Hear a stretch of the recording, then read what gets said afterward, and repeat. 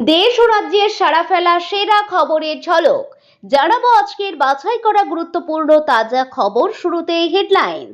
বিধানসভায় মমতাকে সরাসরি নিশানা শুভেন্দুর। রাজধর্ম ভোট ব্যাংকে রাজনীতির তফাৎ বোঝেননি তিনি। এটাই ওর শেষ বক্তব্য। মুখ্যমন্ত্রীর নজিরবিহীন হুঁশিয়ারির জবাবে কি বললেন হুমায়ুন কবির? বাংলায় লাগু হচ্ছে অভিন্ন দিওয়ানি বিধি। বড় ঘোষণা মুখ্যমন্ত্রী শুভেন্দু অধিকারীর। তৈরি উচ্চ পর্যায়ের কমিটি। 2 জুলাই ক্যাবিনেট পেশ বিল। কালির পর দোয়াত, মমতা জেলে যাবেন। বিধানসভায় বড় কথা বলে দিলেন শুভেন্দু। এলপিজি গ্রাহকদের জন্য বড় সড় সতর্কতা। 1 জুলাই থেকে বদলাচ্ছে রান্নার গ্যাসের নিয়ম। আসছি বিস্তারিত খবরে। বিধানসভায় তোলাবাজি ও গুন্ডা দমন রুখতে রাজ্য সরকারের আনা জোড়া বিলকে কেন্দ্র করে সরগরম রাজ্য রাজনীতি। এই বিলের সমর্থনে বক্তব্য রাখতে গিয়ে রাজ্যের মুখ্যমন্ত্রী মমতা বন্দ্যোপাধ্যায়কে আক্রমণ করলেন রাজ্যের মুখ্যমন্ত্রী শুভেন্দু অধিকারী। এদিন বিধানসভায় দাঁড়িয়ে তিনি মমতা বন্দ্যোপাধ্যায়ের শাসনকাল ও তার পূর্বসূরীদের তীব্র সমালোচনা করেন। এদিন বিধানসভায় নিজের ভাষণে শুভেন্দু অধিকারী বলেন, মুখ্যমন্ত্রী হিসাবে কোনটা রাজধর্ম আর কোনটা ভোট ব্যাংকের রাজনীতি তা আলাদা করতে পারেননি মমতা বন্দ্যোপাধ্যায়। নিজের পূর্বসূরীর নাম না করে তার এই আক্রমণ ঘিরে রাজনৈতিক মহলে ব্যাপক চর্চা শুরু হয়েছে। বাম আমলের দুর্বৃত্তায়ন নিয়ে বিস্ফোরক। রাজনীতিতে অপরাধীদের অনুপ্রবেশ নিয়ে কথা বলতে গিয়ে শুভেন্দু অধিকারী সরাসরি কাঠগড়ায় দাঁড় করান বাম আমলকে। তিনি দাবি করেন, রাজ্যের রাজনীতিতে দুর্বৃত্তায়নের সূচনা হয়েছিল সিপিএম এর হাত ধরে। শুভেন্দুর কথায় 1999 সালের আগে রাজ্যের রাজনীতিতে এই ধরনের অধঃপতন ছিল না। 2000 সালে পাঁশকুড়া লোকসভা কেন্দ্রের উপনির্বাচনে গুরুদাস দাশগুপ্তের পরাজয়ের পর হারমাদ বাহিনী তৈরির মাধ্যমে রাজনীতির পরিবেশ নষ্ট করা শুরু হয়। তিনি আরো যোগ করেন, 2001 সালে সরকারের পরিবর্তন আটকানোর মরিয়া চেষ্টায় বামেরা যে হারমাদ বাহিনী তৈরি করেছিল তার ফল তাদেরই ভুগতে হয়েছে। রাজ্যের সংখ্যাগরিষ্ঠ মানুষ তাদের প্রত্যাখ্যান করেছিল। তোলাবাজি দমনে নতুন বিল। রাজ্য সরকার এদিন বিধানসভায় তোলাবাজি এবং গুন্ডা দমন রুখতে 2টি বিল পেশ করেছে।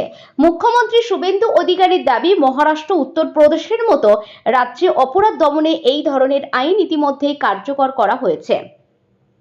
রাজ্যের আইন শৃঙ্খলা পরিস্থিতি উন্নত করতে এবং রাজনীতির আঙিনা থেকে গুন্ডাগিরি ও তোলাবাজি মুছে ফেলতে এই বিল দুটি অত্যন্ত গুরুত্বপূর্ণ ভূমিকা পালন করবে বলে মনে করা হচ্ছে। বিধানসভার পক্ষে দাঁড়িয়ে মুখ্যমন্ত্রী শুভেন্দু অধিকারী তাঁকে সবক শেখানোর হুঁশিয়ারি দিয়েছিলেন। কড়া আইনি পদক্ষেপের বার্তা দিয়ে বলেছিলেন, ধরে রাখতে পারেন এটাই ওর শেষ বক্তব্য। মুখ্যমন্ত্রী সেই আক্রমণের জবাবে এবার চাঁচাছোলা ভাষায় পাল্টা তোপ দাগলেন এজেইউপির নেতা তথা নওদার বিধায়ক হুমায়ুন কবির। সাফ জানিয়ে দিলেন, ভোটে লড়বেন এবং রেজিনগরের মানুষ আগের চেয়েও বেশি মার্জিনে তার দলকে জেতাবে। মুখ্যমন্ত্রী শুভেন্দু অধিকারী অভিযোগ তুলেছিলেন, রেজিনগর উপনির্বাচনে নিজের ছেলেকে জেতাতে এবং 72% মুসলিম ভোটকে নিজেদের পক্ষে মেরুকরণ করতে হুমায়ুন উস্কানিমূলক মন্তব্য করছেন। এর জবাবে ক্ষোভ মুখ্যমন্ত্রীকে কাঠগড়ায় দাঁড় করিয়েছেন হুমায়ুন কবির। মুখ্যমন্ত্রীর মেরুকরণের অভিযোগ উড়িয়ে দিয়ে এজেইউপির নেতা বলেন, নেতা পরে মুখ্যমন্ত্রী, তো তিনি তেনার পার্টির হয়ে বলবেন এটাতে অন্যায় কি আছে? আর আমিও আমার পার্টির হয়ে বলবো, আমার পার্টির প্রার্থী আমার ছেলে হোক, যেই হোক, তার হয়ে আমি বলবো ভোটে লড়বো। এরপরে শুভেন্দু অধিকারীকে পাল্টা আক্রমণ শানিয়ে হুমায়ুন বলেন, মুসলিম ভোট পোলারাইজ করতে হবে না। উনি যত হিন্দু ভোট একাত্তা করবেন তত মুসলিম ভোট পোলারাইজ হবে। আগামী দিনে বাংলার যে ভোট আসবে তখন দেখতে পারবেন। যখন পৌরসভা আসবে, যখন পঞ্চায়েত আসবে, যখন আবার পার্লামেন্ট আসবে, তখন দেখতে পাবেন।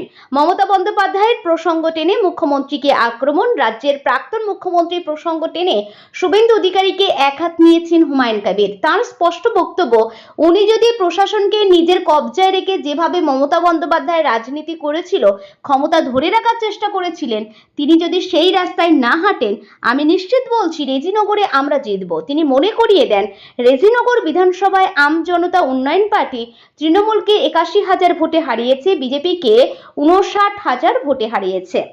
প্রশাসনের জোরে তাদের হেনস্থা না করা হলে রেসিনগরে তাদের আটকানো অসম্ভব, এমনটাই দাবি প্রবীণ এই নেতা। শুভেন্দুর উদ্দেশ্যে চ্যালেঞ্জ ছুড়ে হুমায়ুন বলেন, আগামী নির্বাচন ইলেকশন কমিশন যখনই করুক, আমি বলছি কোনো শক্তি নেই, যদি জবরদস্তি না করা হয়, প্রশাসন দিয়ে আমাদেরকে হ্যাকল না করা হয়, রেসিনগরের মানুষ আগামী দিনে যে ভোটের মার্জিনে আমি জিতেছিলাম তার থেকে বেশি মার্জিনে আম জনতা উন্নয়ন পার্টি জিতবে। উল্লেখ্য, সোমবার বিধানসভায় দাঁড়িয়ে পরিষদীয় মন্ত্রী শঙ্কর ঘোষের উপস্থিতিতে হুমায়ুনের দুটি বিতর্কিত ভাষণের খতিয়ান তুলে ধরেছিলেন মুখ্যমন্ত্রী। শুভেন্দু অধিকারী কড়া সুরে বলেছিলেন, এনাফ ইজ এনাফ। আপনি দুর্বল মুখ্যমন্ত্রী পেয়ে এতদিন যা খুশি করেছেন, কিন্তু এখন আর তা চলবে না। হুমায়ুনের বিরুদ্ধে ভারতীয় ন্যায় সংহিতার একাধিক ধারায় দুটি এফআইআর দায়ের করার কথাও জানান মুখ্যমন্ত্রী। কিন্তু সেই হুঁশিয়ারিতে যে তিনি এতটুকু দমে যাচ্ছেন না, তার নিজের প্রতিক্রিয়াতে স্পষ্ট করে দিলেন এজেইউপি বিধায়ক। বঙ্গে এবার ঐতিহাসিক আইনি সংস্কারের পথে হাঁটতে চলেছে রাজ্য সরকার। জল্পনার অবসান ঘটিয়ে অবশেষে আজ রাজ্য বিধানসভায় দাঁড়িয়ে মুখ্যমন্ত্রী শুভেন্দু অধিকারী স্পষ্ট জানিয়ে দিলেন, পশ্চিমবঙ্গে অত্যন্ত দ্রুত কার্যকর হতে চলেছে অভিন্ন দেওয়ানি বিধি বা ইউনিফর্ম সিভিল কোড। এই আইন রূপায়ণের লক্ষ্যে ইতিমধ্যে সুপ্রিম কোর্টের প্রাক্তন বিচারপতি রঞ্জনা প্রকাশ দেশাইয়ের নেতৃত্বে একটি উচ্চ পর্যায়ের ড্রাফটিং কমিটি গঠন করা হয়েছে। মুখ্যমন্ত্রী জানান, আগামী 2রা জুলাই রাজ্য মন্ত্রিসভার বৈঠকে এই প্রস্তাবিত বিলের খসড়া অনুমোদনের জন্য পেশ করা হবে। আইন প্রণয়নের ক্ষেত্রে তাড়াহুড়ো না করে গণতান্ত্রিক প্রক্রিয়া বজায় রাখার বার্তা দিয়েছেন মুখ্যমন্ত্রী। তিনি জানিয়েছেন, খসড়া কমিটি গঠনের পর আগামী 4 সপ্তাহের মধ্যে তারা প্রাথমিক রিপোর্ট জমা দেবে। এই সময়ের মধ্যে বিলের কোনো ধারা বা বিষয়ে যদি কারো কোনো আপত্তি বা ভিন্ন মতামত থাকে, তবে তা সরাসরি কমিটির কাছে জমা দেওয়া যাবে। জনসাধারণের সমস্ত পরামর্শ খতিয়ে দেখেই চূড়ান্ত বিল তৈরি করবে এই বিশেষ কমিটি।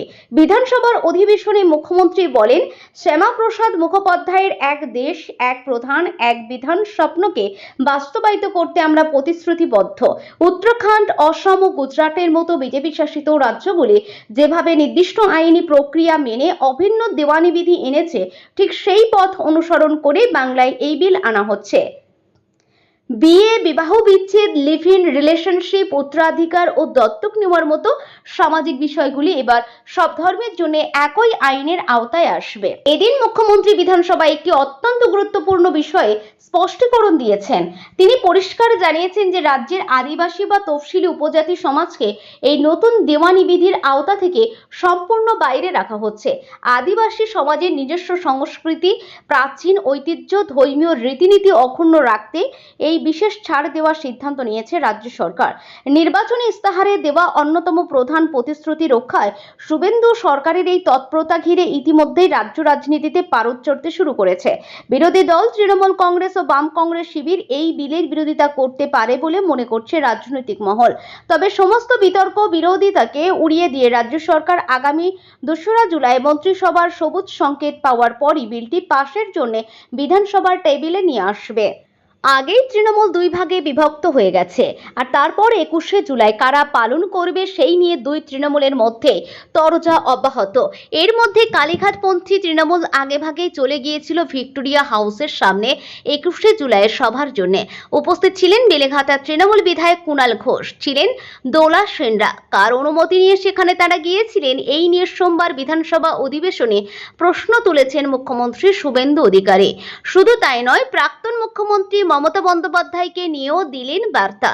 ঘুরিয়ে মুখ্যমন্ত্রী কি প্রাক্তন মুখ্যমন্ত্রীকে গ্রেপ্তারের বার্তা দিলেন, উঠছে প্রশ্ন। এদিন তারাতলায় কারখানা বিপর্যয়ে নামজড়ায় ফিরহাদ হাকিম ঘনিষ্ঠ কালীচরণ বন্দ্যোপাধ্যায়ের। বর্তমানে তিনি জেলে তোলাবাজির অভিযোগে গ্রেপ্তার করা হয়েছে তাকে। এই নিয়ে বিধায়ক কুণাল ঘোষ আবার ববি হাকিমের গ্রেপ্তারির দাবি তুলেছিলেন। সোমবার কটাক্ষের সুরে অধিবেশন চলাকালীন শুভেন্দু অধিকারী সেই কুণালকেই বলেন, একজন আবার বলছে বিকাল 5টার মধ্যে ববিকে গ্রেপ্তার করতে হবে। মুখ্যমন্ত্রী তখন কুণালের দিকে তাকিয়ে বলেন যে তাহলে তিনি এসে শুভেন্দুর চেয়ারে বসুন। এরপরই কথায় কথায় তিনি বলতে শুরু করেন, আর একজন বলছেন কালি তো গেছে, দোয়াতার পেন যায়নি কেন? আরে পেন যদি ফিরহাদ হাকিম হয় তাহলে দোয়াতের নাম মমতা বন্দ্যোপাধ্যায়। কালির সঙ্গে যদি পেনও যায় তাহলে দোয়াতকেও যেতে হবে, একসঙ্গে সবাইকে যেতে হবে। পরক্ষণে আশ্বস্ত করে মুখ্যমন্ত্রী বলেন, কিন্তু এই সরকার প্রমাণ ছাড়া কিছু করবে না। জোগাড় করছি প্রমাণ, থাকলে কাউকে ছাড়বো না। আমরা কোনো ভদ্রলোকের বিরুদ্ধে কিছু করব না। শুভেন্দুর এই কালী দোয়াতের মন্তব্যের পরেই শুরু হয়েছে জল্পনা। এইচপি, ইন্ডিয়ান বা ভারত গ্যাস, আপনার যদি এই সংস্থাগুলির রান্নার গ্যাস সংযোগ থাকে তবে 1 জুলাই থেকে কার্যকর হতে চলা নতুন নিয়মের দিকে বিশেষ নজর দেওয়া জরুরি। কেন্দ্রীয় সরকারের নতুন এলপিজি সাপ্লাই সংশোধনী নির্দেশিকা অনুযায়ী গ্যাস সংযোগের ক্ষেত্রে বড় পরিবর্তন আসতে চলেছে। নতুন নিয়ম অনুযায়ী যেসব এলাকায় ইতিমধ্যেই পাইপড ন্যাচারাল গ্যাস পরিষেবা পৌঁছে গেছে সেখানে আর এলপিজি সিলিন্ডার ব্যবহার করা যাবে না। যেসব গ্রাহকের বাড়িতে বর্তমানে পিএনজি সংযোগ রয়েছে তাদের এলপিজি সংযোগ আগামী 1 মাসের মধ্যে বিচ্ছিন্ন করে দেওয়া হবে। সরকার মার্চ মাসে এ বিষয়ে 3 মাসের একটি সময়সীমা নির্ধারণ করে দিয়েছিল, যা জুন মাসের শেষে শেষ হয়েছে। সুতরাং যেসব গ্রাহক এখনো পিএনজিতে স্থানান্তরিত হননি তাদের দ্রুত পদক্ষেপ নেওয়ার নির্দেশ দেওয়া হয়েছে। স্বেচ্ছায় সংযোগ ত্যাগের সুবিধা, সরকার এই সিদ্ধান্তে কিছুটা নমনীয়তাও রেখেছে। যারা স্বেচ্ছায় নিজেদের এলপিজি সংযোগ ত্যাগ করবেন তাদের একটি বিশেষ কুপন দেওয়া হবে। এর ফলে ভবিষ্যতে যদি কখনো প্রয়োজন হয় তবে সেই কুপন দেখিয়ে পুনরায় এলপিজি সংযোগ গ্রহণ করা যাবে। এটি গ্রাহকদের জন্য একটি বড় স্বস্তির বিষয়। যাদের এলাকায় ইতিমধ্যেই পিএনজি পরিষেবা চালু হয়েছে কিন্তু এখনো এলপিজি সিলিন্ডার ব্যবহার করছেন, তারা অবিলম্বে স্থানীয় ডিস্ট্রিবিউশন সেন্টারে যোগাযোগ করুন।